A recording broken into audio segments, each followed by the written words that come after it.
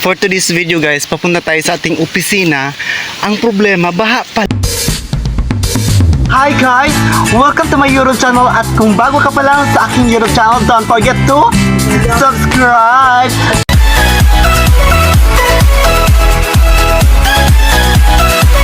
Hala? Aray, nako, hindi tayo makakapaghanap buhay nito kung baha. Hindi tayo makakapagtuway. Oo. Grabe ng kabahaan dito sa hindi naman super grabe talaga, pero malaki na ang baha guys.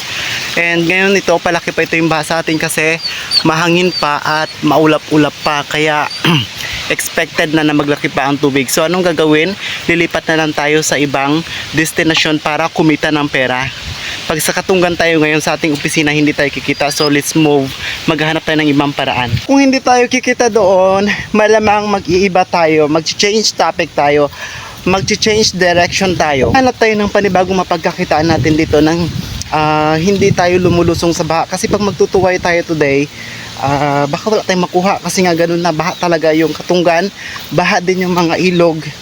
So ano kaya ang maaari nating mapagkakitaan today? Basta as long as nandito tayo sa loob ng Kanyugan, sa loob tayo ng gubat, may mga paraan ako na maaaring mapagkakitaan guys. Kasi sa panahon talaga ngayon, ang isda ay mahal. Ang kilo po ng isda dito sa amin, malaki maliit, 200 pesos. So ngayong tagbagyo, probably na wala silang huli at hindi sila makakapaglaot because yun na nga, masama ang panahon.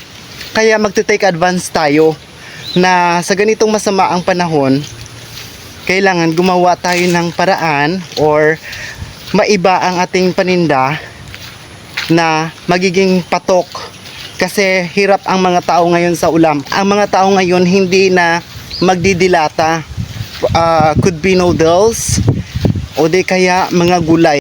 Since may noodles naman tayo doon sa ating tindahan, kaya ang laki talaga ng baha guys, maluloko talaga ako. Halos magpantay na yung tubig dito sa lupa.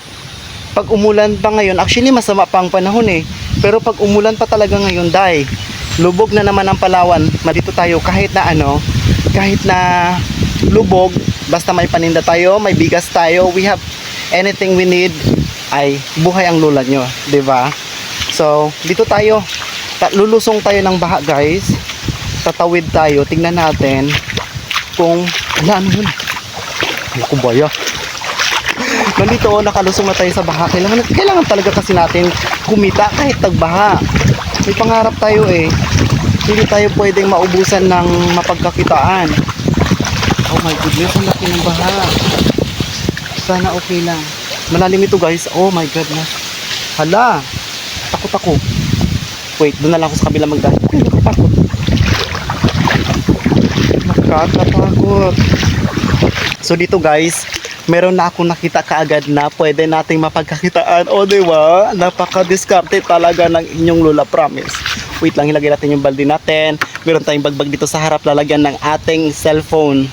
Ito ang sinasabi ko sa inyong pagkakitaan natin today guys, kasi ang pako-pako dito sa amin ay wild. Hindi naman talaga siya actually inaalagaan. Pero isa ito sa mga mabinta sa labas kapag matinik, kapag tag-ulan. O ayan, meron na tayo. So natinik yung kamay ko guys. Ow. Paramihin natin magkuha. Yung iba kasi nasa loob-looban. Ayan. Kunin lang natin ng ganito. Oh, ito pa oh. Ang ganda, 'di ba? Ang lusog-lusog ng kanyang pakis. Pakis ang tawag dito sa amin guys, sa inyo pako-pako. Walang ulam ang mga tao ngayon. So tayo ang gagawa ng kanilang ulam, pero kikita ang inyong lola. Oh, 'di ba? Ang fresh. Saan ka pa diyan? Yan, dito meron din tayo nakikita. In fairness, nakaano tayo guys, what do we call this? Naka-medyas tayo para syempre, 'di ba? Alam nyo na, kahit hindi na beautiful ang ating mukha, at least meron tayong safetyness, 'di ba? Nag-iisip tayo kung ano ang ating kaligtasan. Ay grabe, bahang baha na naman sa Palawan. Ganun lang, meron na tayong konti. O, diba? Dagdagan pa natin ng dagdagan hanggang sa makaparami tayo. Ito, meron dito.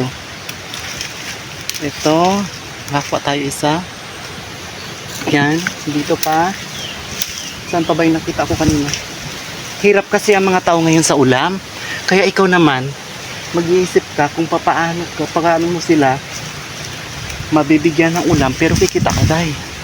O ganito lang sa probinsya, basta masipag ka lang. At saka huwag ka masyadong huwag ka masyadong choosy. Charas. Huwag tayo masyadong maghanap ng malaking pera kung hindi naman talaga kaya, 'di ba? At saka tanggapin natin yung kaya natin. Kung yun lang yung kaya natin, tanggapin natin. Kung mahirap tayo, tanggapin natin. Basta magsimikap tayo sa buhay natin, 'di ba? So, ang dami pa naman.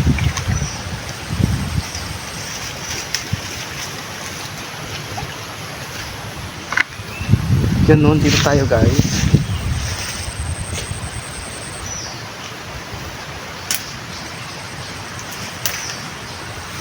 Uy, ang dami, perfect.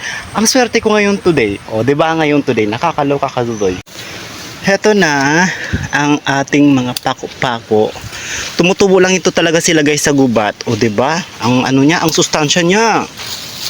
Panlaban sa Panlaban sa sakit. At ang patibay ng ating immune system. Oh. Ito ang ating pako-pako for today's video.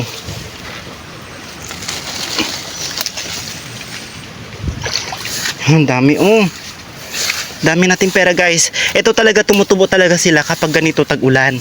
Mas marami yung sprout nila. Mas marami yung kanilang baby na ano ba tawag dito? Basta mas marami yung talbos niya ngayon, tag-ulan, kasi nga, mas marami silang naiinom na tubig. Pero kapag tag-init guys, madalang ito siya. Wala kasi silang pinainom na tubig, di ba? Simple lang naman eh. Oh, ay naku, ang swerte mo Dudoy talaga. Kaya I love Palawan talaga.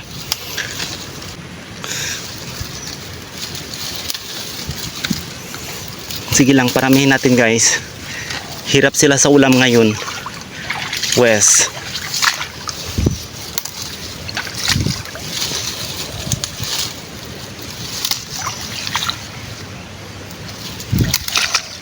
So, lahat guys dito sa lugar namin ay baha talaga. Basta malapit sa ilog, baha. Ang pako-pako pa naman po natin ay malapit sa ilog. Hindi pa nakakapag-shave ang lolo ninyo. Pasensya na muna, super busy ko pa. So, wala tayong kikitain. Meron tayo dito konti lang para siguro ito sa ulam na lang natin kasi kahit tayo hirap din sa ulam ngayon.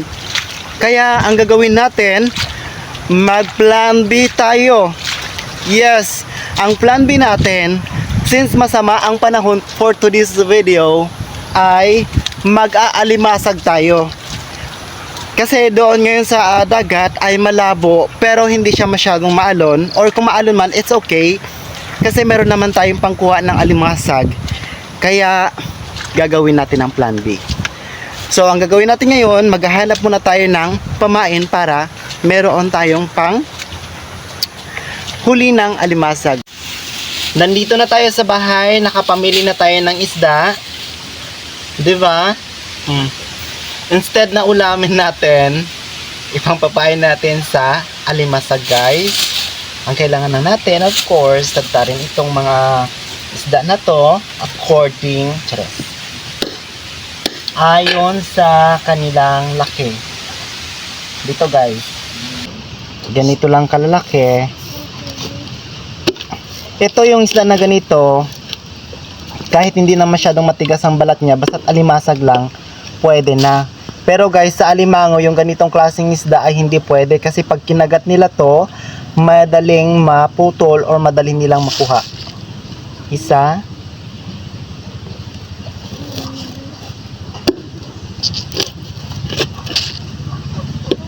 Nandito na tayo sa tabi ng dagat. Yes! Check! Nandito na tayo guys. Hindi ko lang alam kung makakuha tayo kasi nga super medyo malalakas na kasi yung impact na alon dito sa tabi. So possible na madala yung ating pangkuha or panghuli ng mga alimasag. Pero we will try our best pa rin, di ba? Huwag muna tayo mawalan ng pag-asa as long as na hindi pa natin nasusubukan. Susubukan muna natin. Let's do our best. Let's do? Kaloka? Let's try our best bago tayo sumuko. O, diba? Ganun talaga ang lola yun. Walang inuurungan kung hindi palabas. Charet.